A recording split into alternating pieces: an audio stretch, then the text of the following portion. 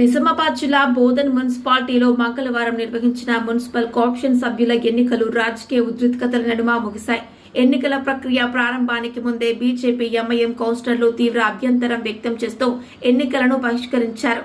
గత 3 నెలలుగా మున్సిపల్ సాధారణ బాడీ సమావేశం నిర్వహించకుండా నేరుగా కార్పొరేషన్ ఎన్నికలు చేపట్టడం ప్రజాస్వామ్య స్ఫూర్తికి విరుద్ధమని ఆరోపిస్తూ తమ వార్డుల్లో నెలకొన్న మౌలిక సమస్యలు, అభివృద్ధి పనులు పెండింగ్ లో ఉన్నప్పటికీ పాలకవర్గం స్పందించడం లేదని విమర్శిస్తూ మున్సిపల్ కార్యాలయం ముందట బైఠాయించి నిరసన చేపట్టారు. కార్పొరేషన్ మెంబర్ మీటింగ్ ఉండే 11 to 12, మళ్ళీ 12 to further general body meeting ఉండే. అయితే మేము కార్పొరేషన్ మెంబర్కి మీటింగ్కి బైకాట్ చేసి వచ్చి బయట కూర్చున్నాం. ఎగ్జాక్ట్ 11:59కి లోపడపోతే మీటింగ్ అయిపోయిందని పాస్ అనుకుంటా ఏం మీటింగ్ సబ్జెక్ట్ కూడా అంటే ఎజెండా ఏం చదవకుండానే మీటింగ్ పాస్ చేసేసి వెళ్ళిపోయారు. కలెక్టర్ మేడం ఉండగా కూడా ఇంత దౌర్జన్యం ఉంటే ఇది బోధన ఎట్లా నడుస్తుంది అర్థమైతలేదు. ఇదిలా ఉండగా జిల్లా కలెక్టర్ ఇలా త్రిపాఠి పర్యవేక్షణలో ఎన్నికల ప్రక్రియ సాగింది. ప్రభుత్వ సలహాదారు MLA P Sudarshan Reddy ex officio సభ్యునిగా హాజరు కాగా మొత్తం 39 మంది సభ్యులు పాల్గొని కోరం పూర్తి చేశారు.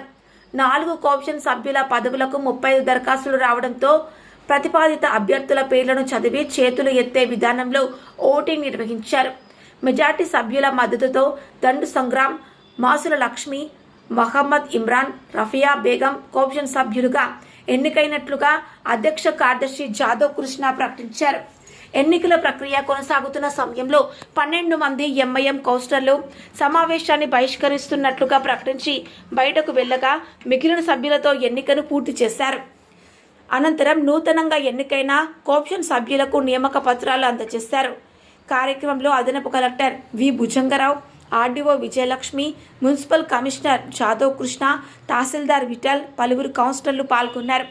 ఎన్నికల సందర్భంగా మున్సిపల్ కార్యాలయం వద్ద భారీ పోలీసు బందోబస్తు ఏర్పాటు చేయగా ఎన్నికైన సభ్యులను ప్రజాప్రతినిధులు, అధికారులు అభినందించారు.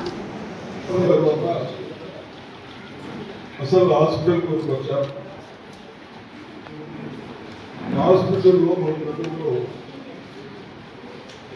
130 డెలివరీస్ అయినా ఉన్నాయి. అక్కడ పరికరాలు పోయి అందరూ బెదిరించుకున్నా డాక్టర్స్ ఎదుగుతూ ఉన్నారు. ఒక్క డాక్టర్ కూడా లేరు. దాన్ని దృష్టిలో పెట్టుకొని మనం ఒక 3 తెలిసిన తర్వాత ఇప్పుడు కలెక్టర్ గారు ఇంకా 2 పోస్టింగ్ ఇస్తా ఉన్నాం. డెలివరీస్ చేస్తున్నారు. ఎవడన్నా ఒకళ్ళు ఇద్దరు వచ్చాడు న్యూసెన్స్ చేస్తే సిపి గారు నువ్వు గుర్తించుకుని రావాలి ఏమని చెప్పిన లోపల ఎక్కడన్నా హాస్పిటల్లో వచ్చి ఎక్కడన్నా కానీ రౌడీగా చేస్తే గంజాయి అక్కడ గంజాయి దాడినా ఇవన్నీ ఏంటి ఎవరో పతంగా అక్కడ పతంగా ఏంటి వాళ్ళందరికీ వాటింగ్ పోయి సూపరింటెండెంట్ అప్లికేషన్ ఉంటుంది.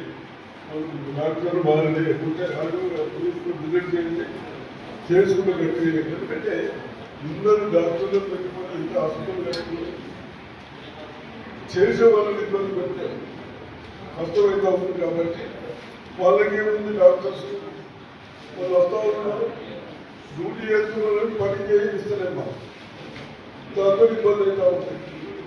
కాబట్టి మీరు కూడా సోషల్ మీడియాలో ఇష్టం వచ్చిన వేయరు. సరేనా? హార్మోన్లో కూడా కలెక్టర్ గారు చెప్తా ఉన్నాం.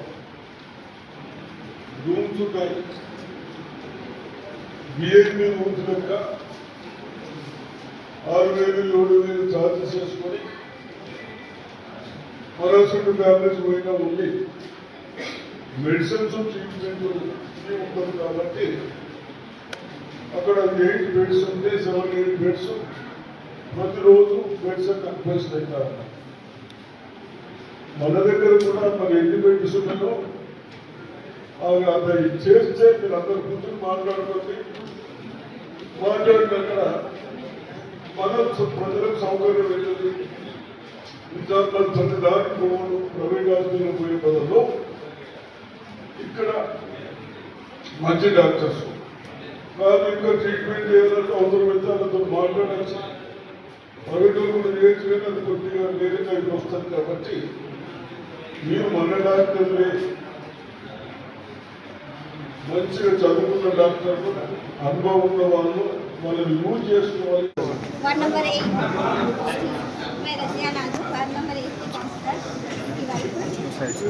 तो सर ये हमारे वार्ड में आपके पानी का प्रॉब्लम जहाँ पर बहुत ज़्यादा है वो आकर वार्ड नंबर 8 और वार्ड नंबर 35 विजिट करें अभी नवंबर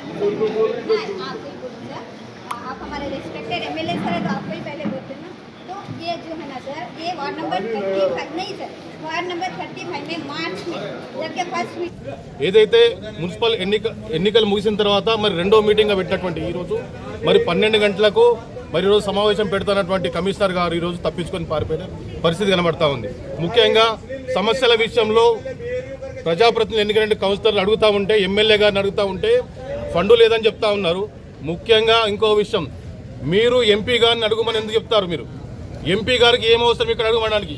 మీరు ఎమ్మెల్యేగా మిమ్మల్ని ఎన్నుకున్నప్పటికీ మీరు ఎంపీ గారి అక్కస్తో మాట్లాడడం ఎంతవరకు సమంజసం అడుగుతాను. రోడ్ల విషయంలో మిమ్మల్ని అడిగితే మీరు ఎంపీ గారిని ఎందుకు అడగమంటారు? ఇక్కడ వచ్చినటువంటి 18 కోట్ల విషయంలో మిమ్మల్ని అడుగుతూ ఉంటే అది వేరే ఫండ్ అని చెప్తా ఉన్నారు.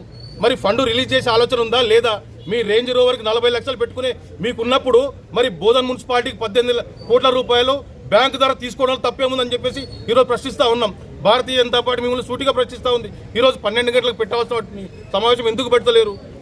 మరి ఏదో తూతూ మంత్రంగా కానించే కోఆప్షన్ మీరు గజిబిజి గారెడి చేసేసి ఎన్నికలు బిగించుకోవడం, పదవిల మీద వ్యామోహం తప్పితే మీకు ప్రజాప్రతినిధులుగా ఎన్నికైన తర్వాత ప్రజలకు సమస్యలపైన అవగాహన చేసిన బాధ్యత మీ పైన లేదు. రాబో రోజుల్లో మీకు గట్టి బుద్ధి చెప్తే ఈ సందర్భంగా హెచ్చరిస్తా ఉన్నాం.